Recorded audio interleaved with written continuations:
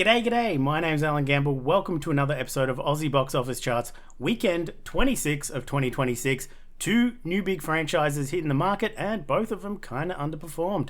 Let's dive in. So, right there at number one is Toy Story 5 for a second week in a row with another $6.1 million, dropping 37%, which is pretty good hold for that size opening in its second week, for a current total of $18.1 million. What I expected to be the number one movie is down there at number two, Minions and Monsters, opening with $3.3 million opening. That is an almost franchise low. We'll dive into those numbers after the top 10, but for the Minions and Despicable Me franchise, really not good. And at number three, we have Supergirl, opening with $2.4 million. Those are the two big franchises that I expected at least one of them, more likely Minions if we're being honest, to take top spot off Toy Story 5 in its second week. But no, Toy Story 5 holds strong. Down at number four, we have Obsession in its seventh week of release, dropping 31%, with another $1.4 million for a current total of $20.1 million. And rounding out the top five is Disclosure Day, with another $900,000, its third week in release, dropping 48%, for a current total of $7.7 million. We will look at both Minions and Supergirl after the top 10 in depth in relation to their franchise universes. Let's move on to 6 through 10. At number 6, we have Dear You with $755,000, which is a Mandarin language comedy drama out of China that is doing gangbusters over there, but putting up $750,000 in Australia. That's pretty solid as well. At number 7, we have Backrooms in its fifth week of release, dropping 46%, with another $400,000 for a current total of $13.6 million. At number 8, we have Scary Movie or Scary Movie 6 with another $370,000, dropping fast in its fourth week of release, dropping 53% for a current total of $8.2 million. Although of note, with that $8.2 million, that has passed 2026's Scream movie. At number 9, we have Michael with another $200,000. We're going to check more into Michael in its 10th week of release, dropping 49% for a current total of $45.3 million. We're going to check its race versus Bohemian Rhapsody after the top 10 in the race to become the highest grossing music biopic of all time in the Australian box office. I made a prediction a long time ago when Michael was well in front that it wasn't going to stay there, and that's shaping up to be true. And rounding out the top 10, we have Carry On Jutta with $200,000 sneaking into the top 10, which is the fourth entry in a Punjabi language comedy franchise out of India that started back in 2012. So let's first take a look at Minions and Monsters, opening with $3.3 million. Now, that's okay, but when you put it in context of the other Minions and Despicable Me movies, it's well off the pace. You can see here, it is the lowest opening Minions movie since the original Despicable Me back in 2010. Every other one, Despicable Me 2, Minions, Despicable Me 3, Minions, The Rise of Gru, Despicable Me 4, all opened significantly higher, almost double in most cases. Is this the end of the Minions? Is this the end of Despicable Me? I certainly hope it's the end of the Minions. I'm not a fan. And moving on to Supergirl, also underwhelming at the box office. I didn't mind the movie personally, but I get why it's not as well regarded as other movies. It is better than the 1984 Supergirl, let me tell you that. Going all the way back to 1978.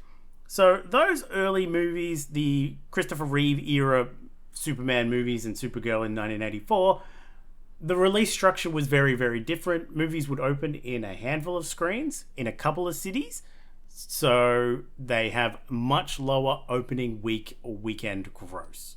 The first real modern Superman movie to be released was Superman Returns in 2006, and that opened to double what Supergirl just opened to, at $2.4 million, with Superman Returns in 2006 opened to $5 million. Man of Steel in 2013 opened to $8.8 million, and Superman last year opened to $8.1 million. But that's how it looks within the Super family. What we're going to look at is the more modern DC iterations. in relation to their openings. So this is all DC movies post 1989's Batman. So we didn't go right back through the 80s because the release structure was different and it would throw this chart off. But you've seen Supergirl did open higher than all the preceding, the original Reeve era Superman and 1984 Supergirl. But in context with modern DC movies, it is the 6th lowest opening movie, only ahead of Shazam! Fury of the Gods from 2023, Batman Returns from 1992, The Suicide Squad from 2021, Blue Beetle from 2023 at the end of the DCEU phase, and 2004's Catwoman. If you've seen that, I have, you'll know why that's there. Going up to the highest opening is The Dark Knight, Suicide Squad, ironically, one of the worst movies in the DC franchise as far as I'm concerned. Batman vs Superman Dawn of Justice and The Dark Knight are the top openings and their opening weekends. If we adjust for inflation for these, Supergirl slips down even further, just beating out Catwoman, The Suicide Squad, and Blue Beetle. However, at the top, you might notice that Batman Forever from 1995 that shimmied all the way to the top. That movie was insanely massive in Australia. Like, disproportionately. I don't know why, but in Australia, Batman Forever did gangbusters compared to everywhere else in the world, as far as I can tell. But that is our DC openings.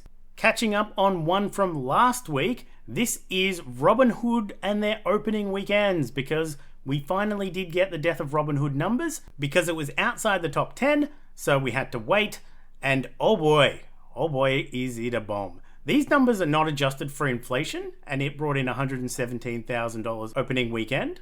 Robin Hood in 1991, and I don't mean Prince of Thieves, the one that everyone remembers. There's another 1991 Robin Hood movie that released a few weeks before Prince of Thieves, and it opened to $322,000 in 1991, unadjusted for inflation. Robin Hood Men in Tights in 1994 opened to $600,000. 2018's Robin Hood opened to $1.2 million. Yes, surprise, there was a 2018 Robin Hood movie starring Taron Egerton. Robin Hood Prince of Thieves, one that a lot of people remember from 1991, opened to $1.7 million, and it would go on to make a considerable amount of money in the Aussie box office. And then the highest opening Robin Hood movie, as far back as we've got records, is Robin Hood from 2010 with Russell Crowe. This is kind of what I was expecting with the Death of Robin Hood. I was wrong. Finally, our Michael vs. Bohemian Rhapsody week-by-week chart. Now, back in week 6, we had a very, very different picture being painted, where Michael was well ahead, and it was not slowing down, and it was widening the gap. But I said, no, this story is not over yet, because Bohemian Rhapsody released in November, and by its 10th week, we were going into the January holiday period after Christmas. Michael doesn't have that luxury, and you can see this on this chart. Week 8, still we've got a big gap. Week 9, that gap starts to shrink. Week 10, that gap is almost gone, and I would be surprised if Michael is ahead by next week. So I think Bohemian Rhapsody is going to stay the #1 music biopic of all time in Australia, because there's more competition. I called it when Michael first released, and I saw its lead, and I'm like, nah, this isn't over yet, and I was right. So I was wrong with Robin Hood, but I was right with this one.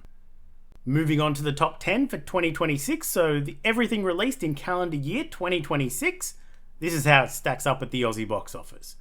Michael at #1 with $45.3 million. The Devil Wears Prada 2 at $42.2 million at position number 2. The Super Mario Galaxy movie holds number 3 at $39.3 million, and Project Hail Mary at number 4 with $39.1 million. Wuthering Heights holds number 5 for now. It won't by next week with $20.3 million. Obsession stays at number 6 for now with $20.1 million. We have a new entry on the chart with Toy Story 5 jumping into number 7 with $18.1 million, which knocks Star Wars, The Mandalorian and Grogu down to number 8 with its $14.5 million. Backrooms down to number 9 with its $13.6 million. And Song Sung Blue goes down to number 10 with its $12.2 million. Dropping out because Toy Story jumped on, Goat is out of the 2026 top 10 at the Australian box office. Taking a look at what's upcoming this week, 2nd of July, theatrical releases, we have Jackass, Best and Last. The latest and claimed final, probably final, let's be honest, they're all going to die, Jackass movie. It should be a brutal and hilarious time for those inclined. I am going to try and catch that one. If that is not your speed, we also have a theatrical re-release of Kiki's Delivery Service, the 1989 classic. And a change of pace again is The Good Boy, also known as Good Boy or Heel.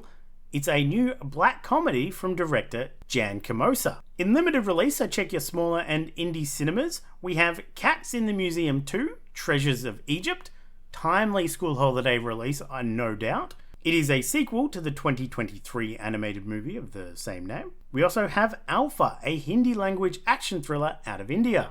Moving on to streaming releases, Enola Holmes 3 returns. This one's directed by Philip Barantini and starring Millie Bobby Brown, Louise Partridge, Henry Cavill, and Helena Bonham Carter. It releases on Netflix on the 1st of July. We also have Elle, a TV spin-off / prequel series from Legally Blonde starring Lexi Minitree, June Diane Raphael, and Tom Everett Scott, and it releases on Amazon Prime on the 1st of July. We also have Human Vapor, a Japanese sci-fi series starring Shun Oguri and Yu Aoi. It releases on Netflix on July 2nd. In returning series, we have X-Men 97 returning for its second season on Disney Plus on July 1st. And Silo kicks off its season 3 on the 3rd of July over on Apple TV Plus. I'll be watching that one. I'll be watching both of those returning series, let's be honest.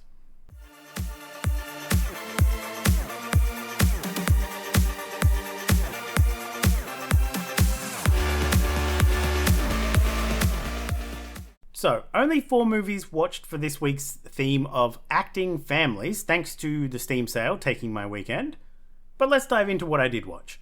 First up was a rewatch of a movie I'd never logged, 2008's Max Payne, directed by John Moore and starring for this challenge Mark Wahlberg and Beau Bridges, alongside Mia Kunis and Chris O'Donnell.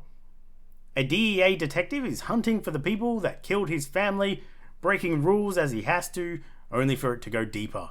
This movie was terrible. Almost across the board. Back from the era where video game movies almost always sucked because the people making them barely knew the source material, I really think Zack Snyder would have made a great Max Payne movie in hindsight. The writing is already done, it's all style, very little substance, and it uses a lot of slow-mo. But this version? Terrible. Next up was 2026's Supergirl, directed by Craig Gillespie and starring for this challenge Ferdinand Kingsley, the son of Ben Kingsley, alongside Millie Alcock, Eve Ridley, and Jason Momoa. While off partying, a vicious warlord strikes too close to home, forcing Kara into a journey to take them down. I get the mixed reviews on this one, but I'll be honest, I had fun with it. I'm a fan of the source material, and while it tells a much better story, similar, but it does a much better job of telling the story, the source material is better when it comes to Supergirl. It tells enough of it correctly that I was happy.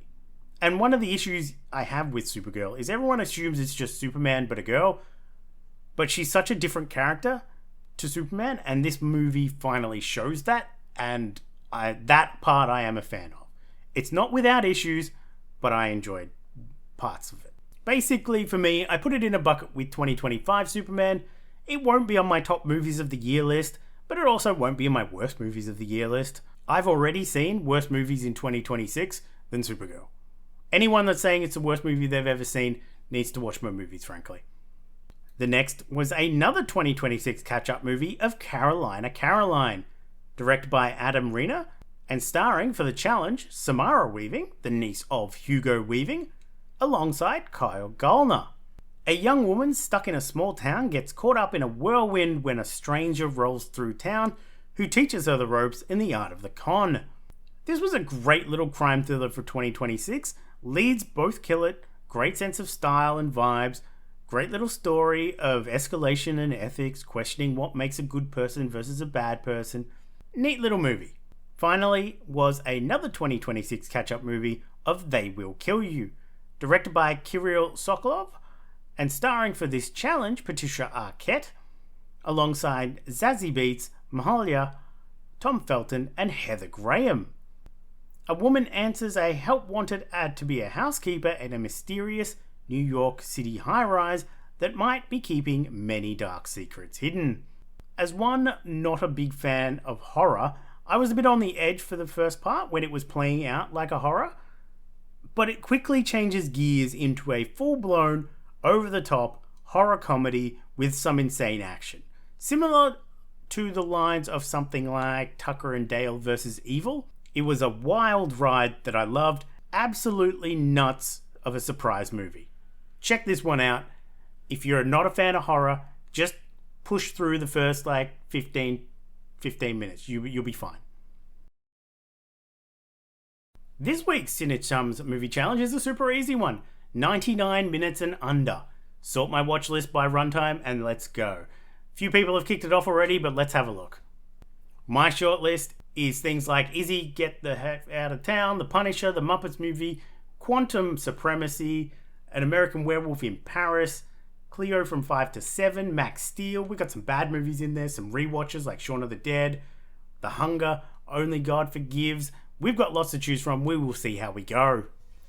That is it for me this week. Tune in next week. I'm going to try and catch Jackass this weekend if school holidays allow. Otherwise, tune in next week and we will see how Toy Story 5 is tracking against the total box office of the other Toy Story movies. It's got a long way to go, but being its third week in release, it should have a ballpark of if it's close in contention or not.